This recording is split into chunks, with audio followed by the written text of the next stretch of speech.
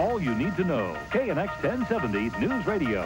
Good morning. The time is 4:30 on Monday, January 17th, and these are the places where there's news.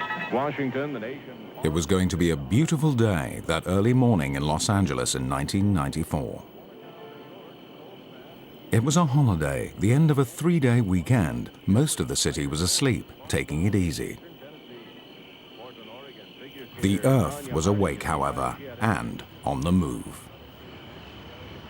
The White House, President Clinton.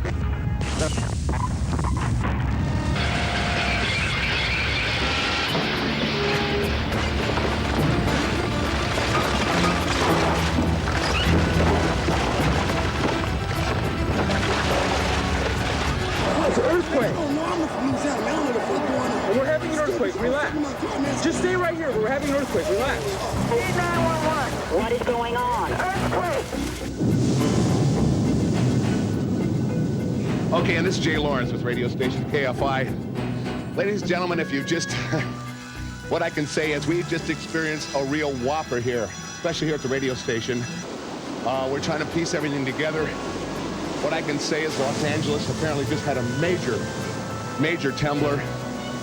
So major that it has made the citizens and scientists worry about it ever since, if and when it might happen again. But at the time, there were more pressing and immediate problems. Don't bend your legs. Fire and paramedics. I can't see anything. Listen to me. Calm down. Okay, calm down because the fire department will come out, okay? Hold on a second. It's an earthquake and I'm in my house. Everything is falling apart. I have to doors. I don't know what to do. Ma'am, just stay calm. I need the fire department in my apartment. The water's coming out to the back room. Some pipes came loose or something and hot water's Okay, sir, the fire department does not handle that. You'll have to go out and turn the water off at the main. The shock waves broke gas lines, igniting a series of fires. Water pipes ruptured, making water and flames bizarre neighbors. The water lay on the ground, reducing the pressure for the firemen's hoses. People sought shelter where there was none. All units be advised, we have sustained a major earthquake in the LA basin. All unit battalions report on Blue 4.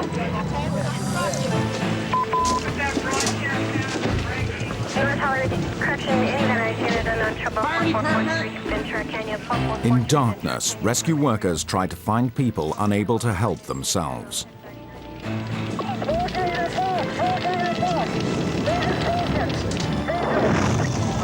First impressions were that the earthquake was confined to the San Fernando Valley section of Los Angeles, 20 miles northwest of the center of the city. It was reported the 10th freeway buckled or collapsed at Fairfax. Refrain from using the 10th freeway in either direction. It was not just in San Fernando. 5 sections of motorways in different parts had collapsed. I am southbound on the 5. One man drove around with his video camera running. And there's traffic in the southbound lanes coming at me in the number 1 lane. And there's traffic. I've just taken a hit. There's a break in the road. There's traffic coming at me in the southbound lane. I'm in shock. In Hollywood, the quake had brought down parts of some of the older brick buildings.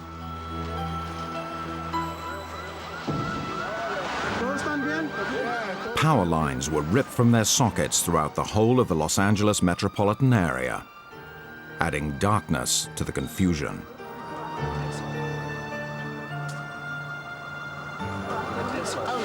Number 6, kids, please! Is there somebody in there? A kitty, just a kitty!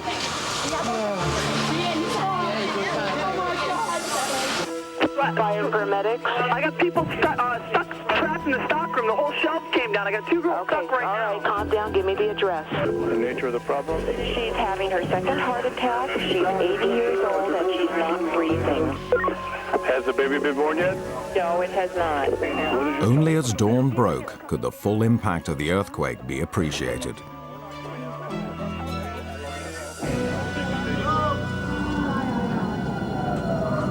little hole right through here, man. Are you in a car? He sounds like he's right here. Sounds like he's right here. Sounds like he's right. Hey, we're coming. There were people still trapped and needing help. I think he's right below you, Jerry. I think he's right here. Yeah, I couldn't tell. Underneath the masonry of a fallen multi-story car park was Salvador Pena, a street sweeper. He was alive, but pinned down by concrete.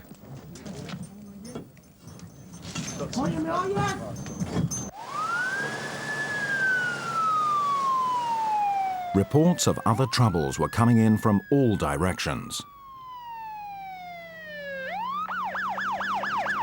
From the San Fernando Valley, the earthquake seemed to have traveled under a range of mountains, reappearing in Santa Monica, 18 miles away to the south.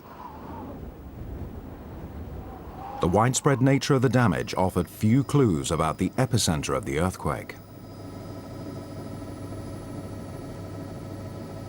Hardly a part of the metropolitan area remained untouched.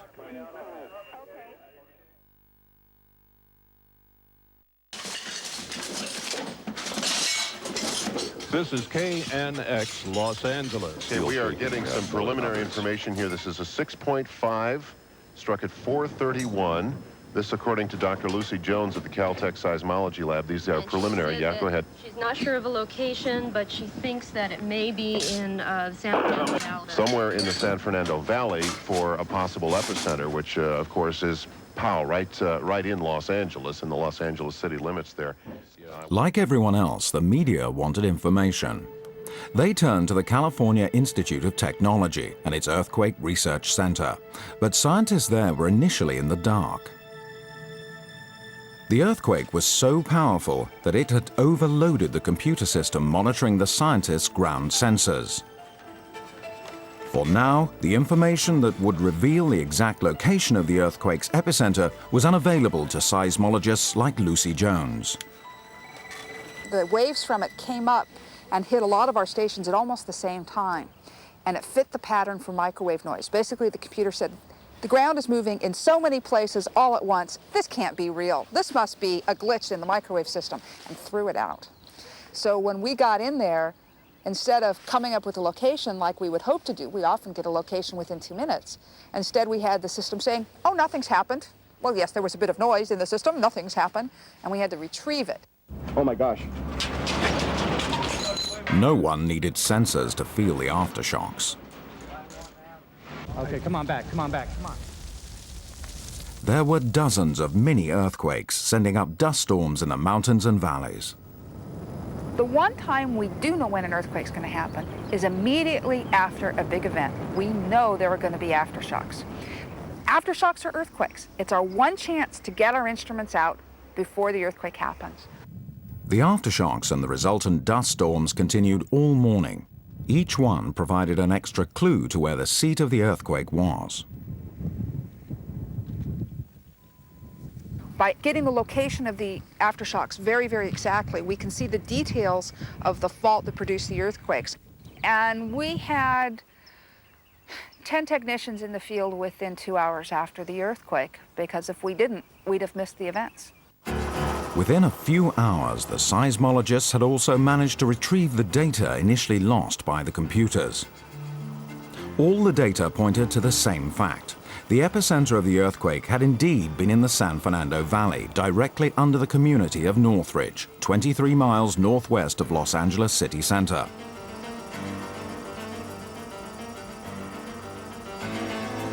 The Caltech geologist Jim Doland was among the first to fly over the epicenter to survey the scene.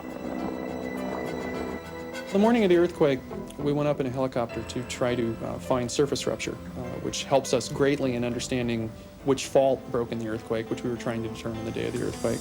So we went up in the helicopter and spent several hours flying around the epicentral area and the area to the north, trying to find surface rupture. Most earthquakes leave a surface gash in the Earth's crust, a superficial signal that reveals the subterranean fault that caused it. But not this time.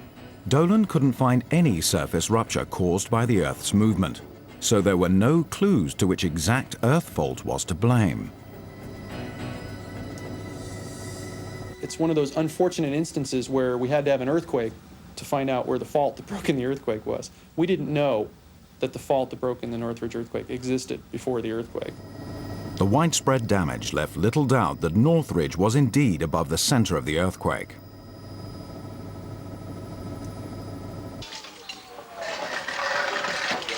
There was the evidence of a housing complex called Northridge Meadows.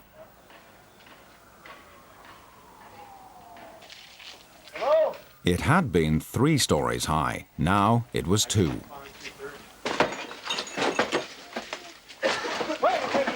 a minute. Hold up. You underneath that? Okay, he's right underneath here. Dozens of people were trapped inside and underneath. Of the ultimate death toll of 57 people, 16 were found inside this one building.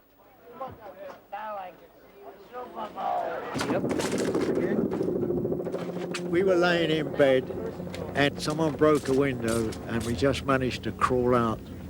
And I went to sit up to get up and I realized the ceiling was on my head.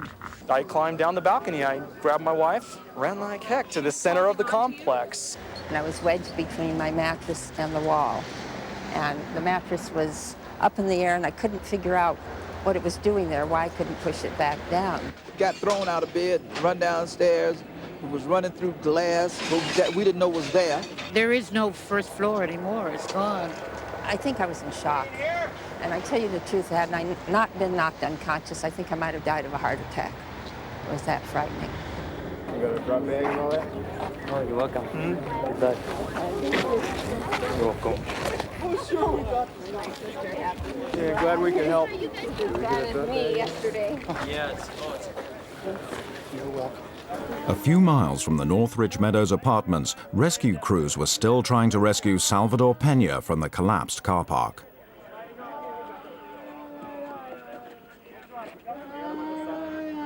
Right up here, guys, to lay him down. Yeah. Right up here. It took 4 hours to get him out. He was badly injured, but did eventually recover.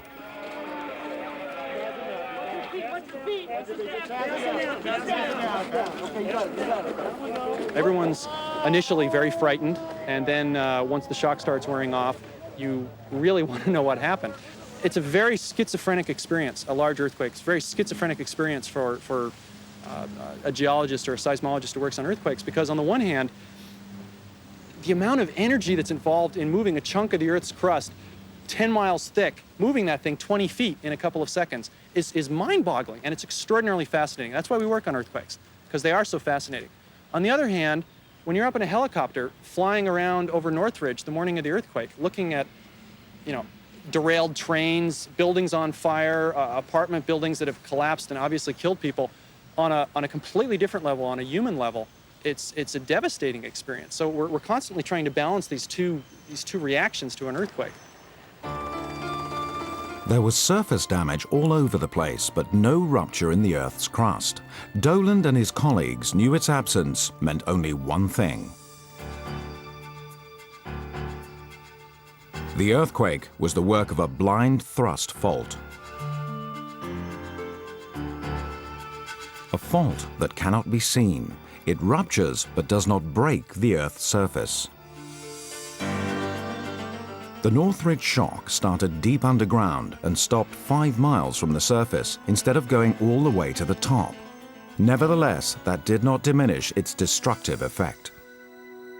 So it was much more difficult in the day or two after the earthquake to understand what had happened, because it's very easy to go out and see a road that's offset in an earthquake. It's much more difficult to understand something that happened 10 miles deep. The Northridge blind thrust had lasted only 6 seconds. It took the city years to recover from its effects. Unlike San Francisco to the north, Los Angeles had experienced relatively few earthquakes in its short history. There have been only a few moderate shocks, not enough to deter the city from growing into America's center of the entertainment industry. In 1933, cameras shooting a W.C. Fields feature movie caught one of the moderate shocks on film.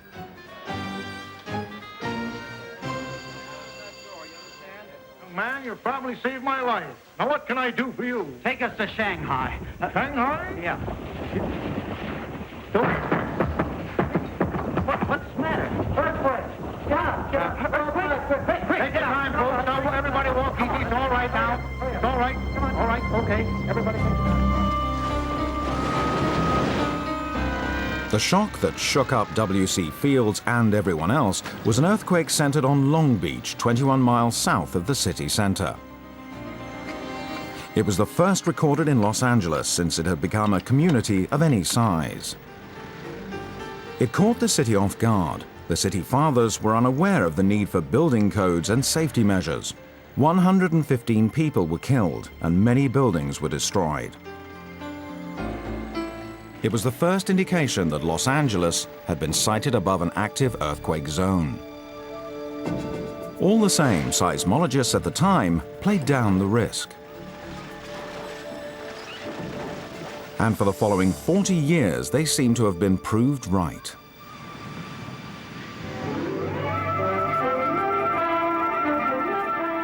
"40 years in which the city boomed and spread in all directions. New suburbs with shopping centers stretched ever outwards, especially in the area known as the San Fernando Valley." Notice the attractive curved streets in the convenient commercial area. The only seismic hazard people worried about, and even then they didn't worry very much, was the San Andreas Fault, which bypasses Los Angeles in the desert 60 miles away. The San Andreas Fault is really an 800-mile-long crack where two of the Earth's giant tectonic plates meet. The North American plate lies to the east under San Francisco, while the Pacific plate on the west lies beneath Los Angeles. Los Angeles is sitting on the Pacific Ocean plate, and it's being moved to the northwest compared to North America at a rate of just under a couple of inches a year. It's about the same rate that your fingernails grow. And in 5 to 10 million years, we're going to have Los Angeles as a suburb of San Francisco, or San Francisco as a suburb of Los Angeles, depending on your point of view. And in 50 million years or so, we'll be actually heading up into Alaska, giving up on our palm trees. The plates slide by each other in a north-south direction, but not always smoothly. The San Andreas is known as the strike-slip fault because the plates bump and grind as they rub against each other, passing in opposite directions. It's the grinding, it's the slow, inexorable grinding of these two plates past one another that causes earthquakes. They stick in places. And when they stick, you build up strain because the plates on either side continue moving. Sticks, eventually it'll snap loose, and that's an earthquake. It can take hundreds, sometimes even thousands of years for that strain to build up before an earthquake erupts. When it goes, it can be in one big quake. Or it is released with a series of smaller shocks. A geophysicist with the U.S. Geological Survey, Ross Stein, demonstrates what happens. What you're looking at here is everything I know about earthquakes. And this really isn't as embarrassing an admission as it sounds, because really in this simple experiment, all of the behavior that we see in earthquakes is replicated. Now, what is the earthquake machine? It's this machine that is driven by steady motion of the plate's interiors, which is represented in this experiment by this winch, which I just crank steadily. It's got the elasticity of the Earth's crust. It's actually rubbery. It's pretty stiff, but it's rubbery. And it's got some mass that's in frictional contact with the surface. That's the fall. So by steadily loading up this system, I'm increasing the force on the brick. Okay, what just happened? We had an earthquake. Keep watching. And as the spring gets pulled in here, we're bringing up the loads again on the brick. So we've had a second earthquake. We'll let it go one more time. Okay. Now, were all these earthquakes of the same size? No, it's incredible. I can't create a situation that's any simpler than this, and undoubtedly the Earth is more complicated. The magnitude of an earthquake is determined by the size of the area it covers and the length of its duration. This produces a sliding scale of severity. Larger quakes rated magnitude 7 or above are when the Earth relieves its strain all at once. Moderate earthquakes relieve the strain in stages but occur more frequently. There is a direct link between the San Andreas and all the faults under Los Angeles. For most of its 800-mile length, the San Andreas runs straight. Just north of Los Angeles, however, the fault takes a sudden turn. At this bend, the Pacific Plate and the North American plates no longer slide past one another, but collide head-on. Over eons, the constant banging at the bend has cracked the plate underlying Los Angeles into small pieces, creating a network of smaller faults like cracks on a pane of glass. Because of that bend, all of the essentially broken shards of glass that makes up Southern California are being shoved up against a wall rather than just swept past it. And as they stack up against each other, these little pieces get jammed on top of each other. Some get pushed down, some get pushed up. We call that thrust faulting. The collision of the two plates has compressed the Earth under Los Angeles as though it were being squeezed in a vise. Every so often, the compression reaches a point where one piece of Earth is forced over another. The Earth above has nowhere to go but up. The result is an earthquake.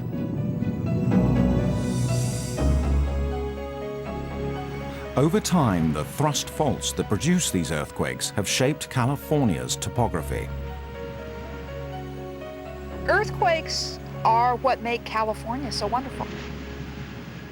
Whenever you see mountains in California, basically you should be thinking earthquakes, because there are probably faults pushing those mountains up. They have created all of our scenery and what give us our mountains, our valleys, most of our water sources. Our springs all form up along fault lines, and we'd look like Kansas if we didn't have our faults and our earthquakes. It'd be a much flatter topography.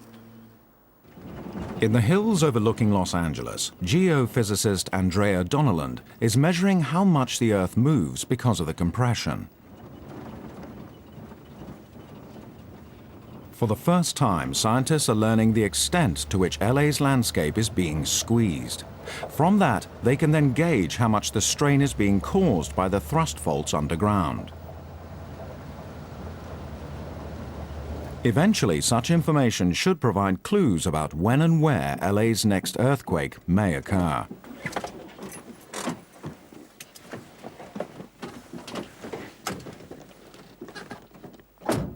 Several years ago, Donnelland and her colleagues started to set up tiny antennas in various sites around Los Angeles to receive signals from orbiting satellites.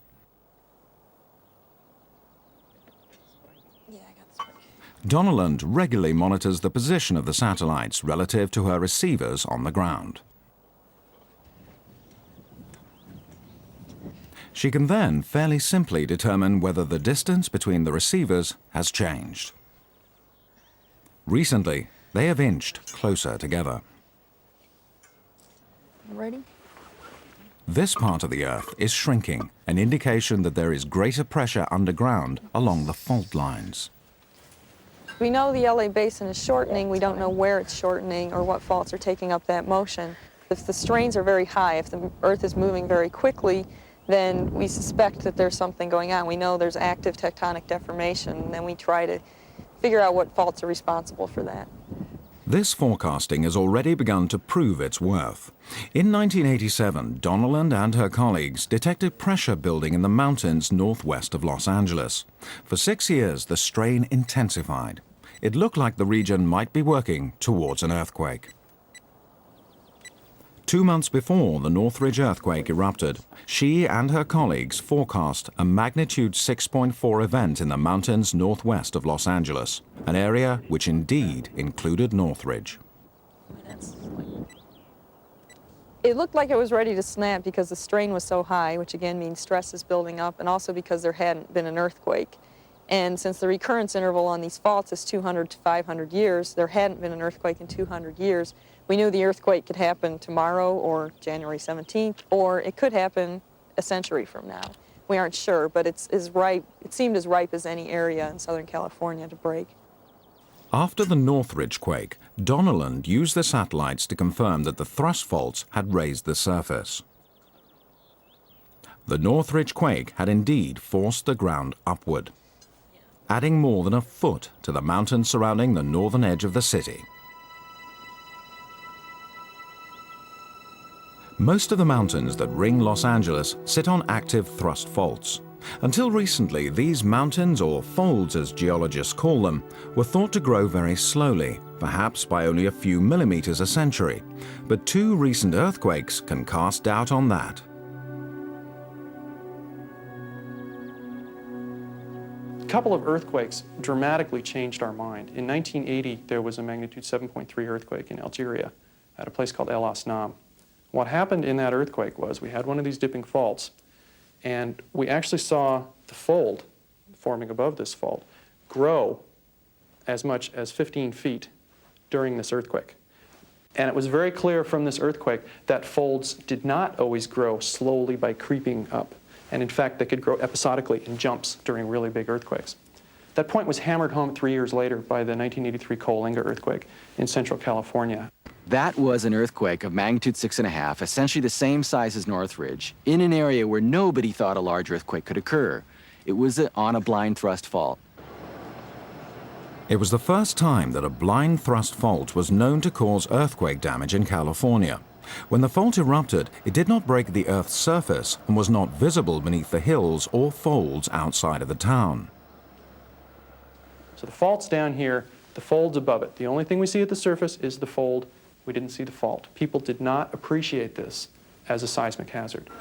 The Coalinga Quake took scientists by surprise, and initially they missed its importance. At that time, a decade ago, the handwriting was on the wall. We should have fanned out in all directions and started hunting for these faults. We did so in a limited sense, and we began to realize that large earthquakes could occur underneath areas where there wasn't a fault at the surface, and of course Northridge is the most recent example of that. So blind thrust faults could exist virtually anywhere in Southern California. If there was no break in the Earth's surface, there was little reason for geologists to investigate. But what now? Can these faults be located before an earthquake occurs? It turns out that another group of geologists, those looking for oil, have been studying the Earth's layers under Southern California for decades.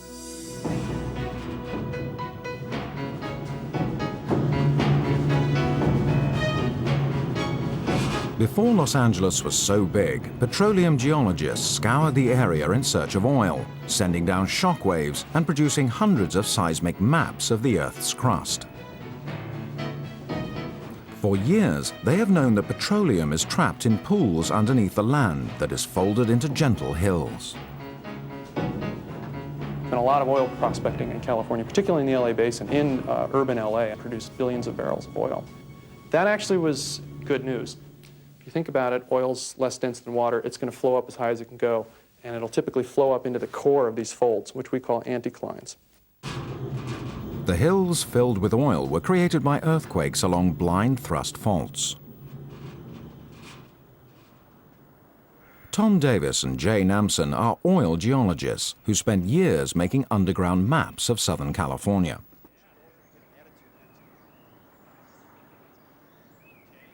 In their quest to find new sources of petroleum, Namson and Davis look for ancient hills that over millions of years have been hidden by other rock formations.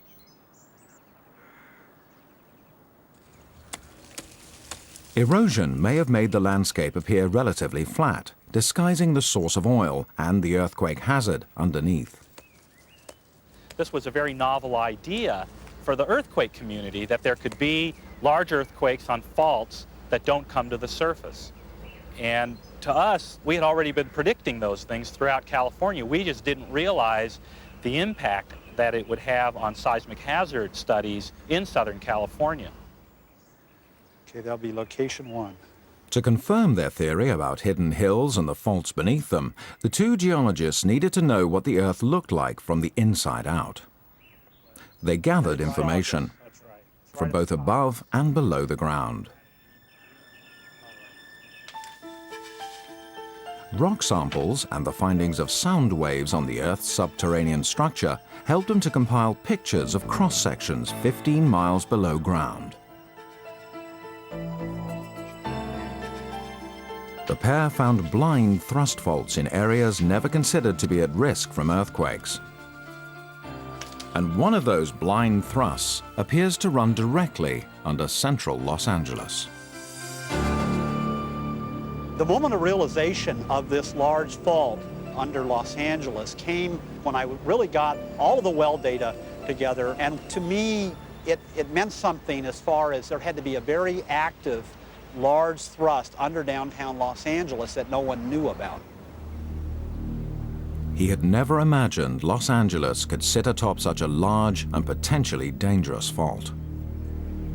And I spoke to a number of geologists at that time, and everyone was amazed, and the implications were clear to everyone within that, it was probably a few-week period, that if there really was a fault like this under downtown Los Angeles, it had some fairly serious implications as far as seismic hazard.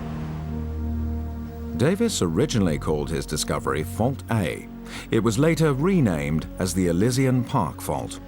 Today, there are many who consider the Elysian Park to be the city's most serious earthquake threat. The Elysian Park Fault could produce a really horrible earthquake. It could also produce a lot of Northridges, and we don't know. We don't have enough data right now, not because we can't know, but because the work just hasn't been done yet.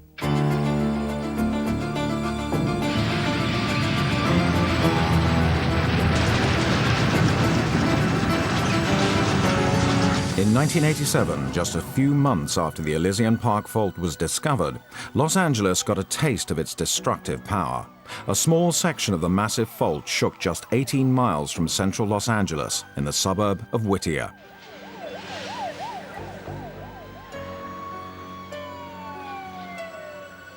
In 1987, we had the real wake-up call for the Los Angeles area. We had the Whittier Narrows earthquake, a magnitude 6, really a pop on the record compared to Northridge. Nevertheless, on a blind thrust fault in LA, that's when we realized that LA is essentially sited on a set of knife blades. There are faults down there which we hadn't realized. And what we now have done is to look back around the world to other sites with similar conditions and see that earthquakes of magnitude 7 to 7.5 occur on these blind thrust faults, and so they presumably occur here as well.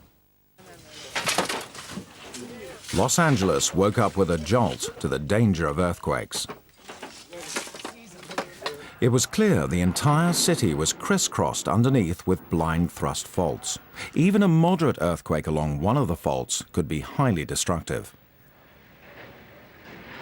What this has led us to is the inescapable conclusion that we're not looking at one big one. We're looking at a number of different potential big ones.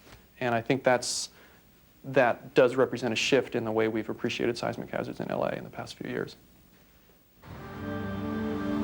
After the Whittier earthquake, Los Angeles went from knowing little to finding out as much as it could.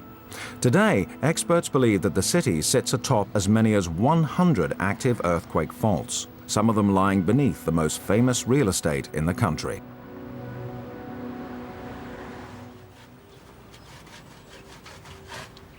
What I'm doing here is called Paleo Seismology.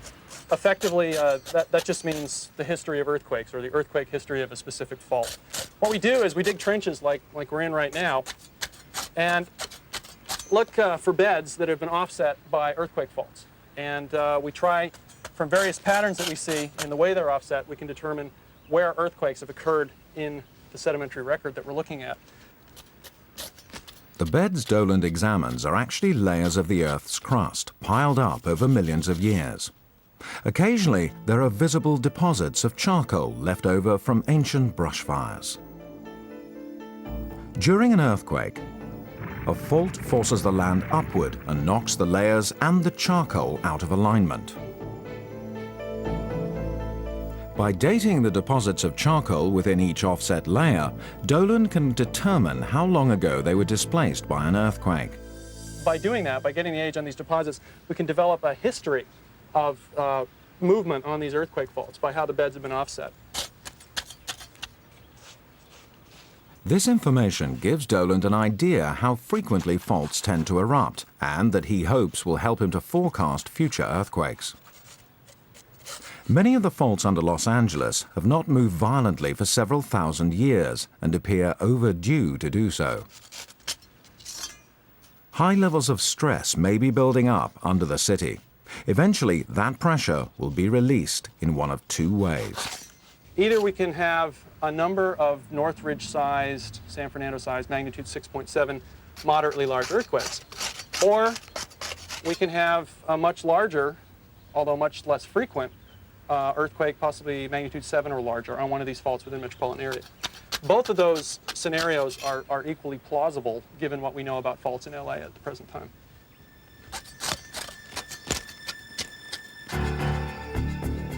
Recent history indicates that a series of moderate earthquakes is already well underway. Over the past 3 decades or so, Los Angeles has been hit by a series of 10 moderate earthquakes. That cycle began in 1971 with a magnitude 6.7 quake in the San Fernando Valley.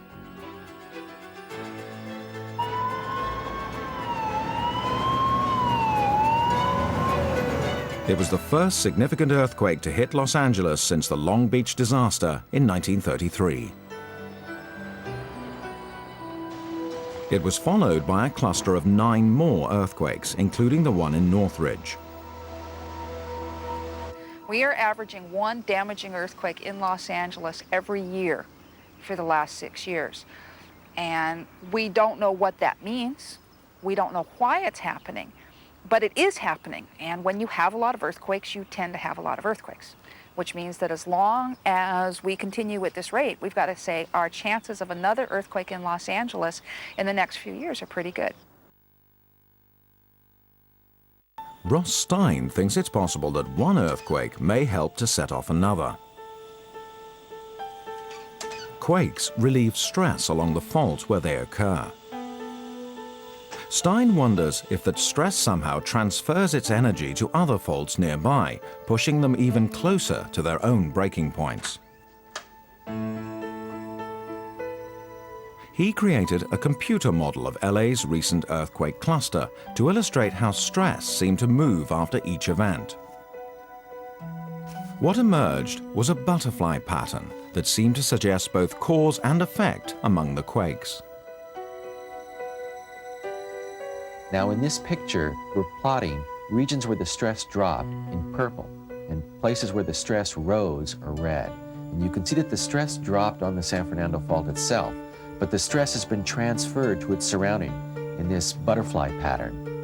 And of the 2 southern wings, you can see that one of the places where stress increased was the site of the future Northridge earthquake 23 years later, and the other one was the site of the future Whittier Narrows earthquake, the next largest shock to occur in the Los Angeles basin area that occurred in 1987. According to Stein's theory, the stress being passed from fault to fault creates a condition where one earthquake can accelerate the arrival of another.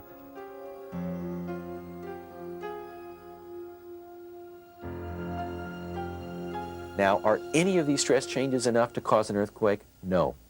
They're very small. If, on the other hand, you imagine that all of these faults are stressed up to near failure, then these small changes could be important, and they could direct us to the places that have a higher probability of rupturing next. The Northridge earthquake appears to have transferred its stress in 4 different directions. Along one of its paths lies a fault of special concern. It is the largest under the city and one that hasn't ruptured for centuries, a fault that may be close to breaking point. It is the Elysian Park Blind Thrust Fault, directly under downtown Los Angeles. The Elysian Park Fault is at least 35 miles long and runs through the heart of the city.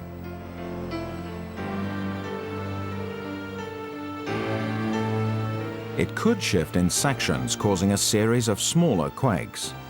Or it could lurch in one go, creating a massive magnitude 7 or 7.5 quake directly under Los Angeles.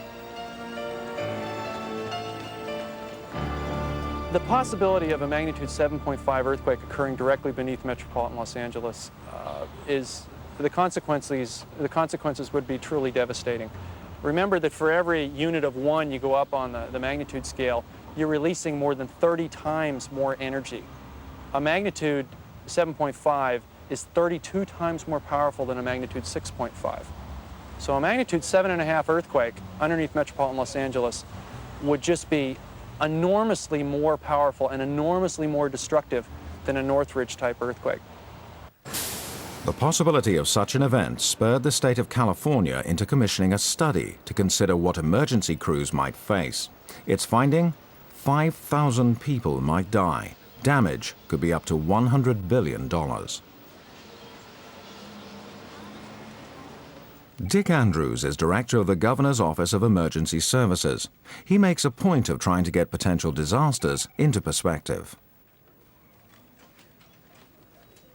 Obviously, it would be a catastrophic event. But again, if you take all of the numbers of people injured, the potential numbers of fatalities, and then you consider that, again, there are 15 million people that live in the Southern California, the Los Angeles metropolitan area. You're talking about a very small percentage of the overall population.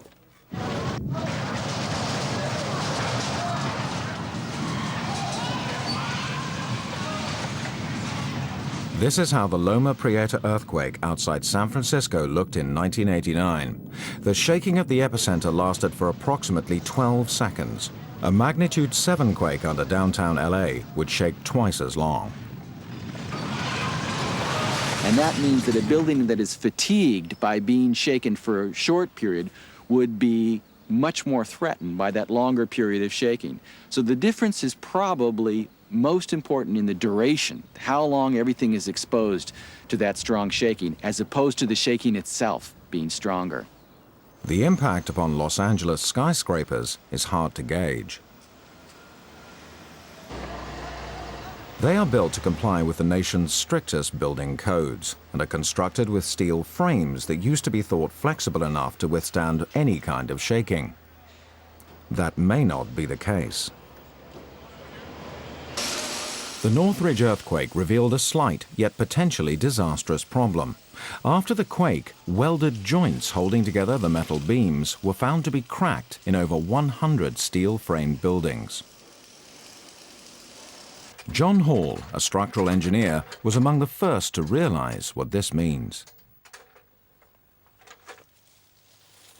Some of the buildings which we previously thought were going to survive the earthquake without much trouble, the steel buildings, are going to have problems. Severe damage, some of them are going to collapse. He worries if the welds come apart, some buildings could collapse, as happened during the 1985 Mexico City earthquake. So now Californians are trying to find ways to prevent this happening. Also, Los Angeles has over 2,000 miles of gas and water pipelines. If sections ruptured, a volatile mix of fire and water could spread over large parts of the city.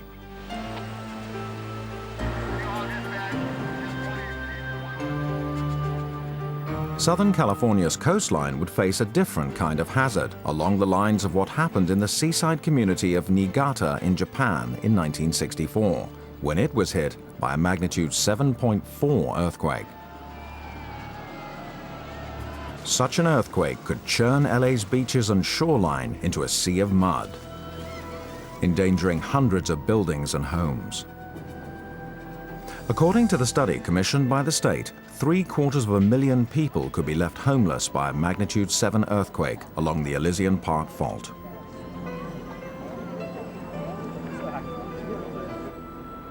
People ask me frequently, where can I go in LA to get away from earthquakes? Should I move? And I think that's the wrong question. It's not a question of trying to get away from earthquakes, it's trying to learn to deal with them. As Los Angeles cannot escape the threat of earthquakes, it must learn to prepare for them so that when the next one happens, the city is ready. Clearly, you're never finally ready. for something like that. But you simply go with what you have, you know, when the emergency occurs. I like to cite a kind of takeoff on an old phrase of John Lennon's when he said, you know, life is what happens while you're busy making plans. We've discovered here in California, disasters are what happens while you're busy making disaster plans. And so you can't just focus on the plans, you got to be able to execute those plans. The study of earthquakes is still a relatively young science.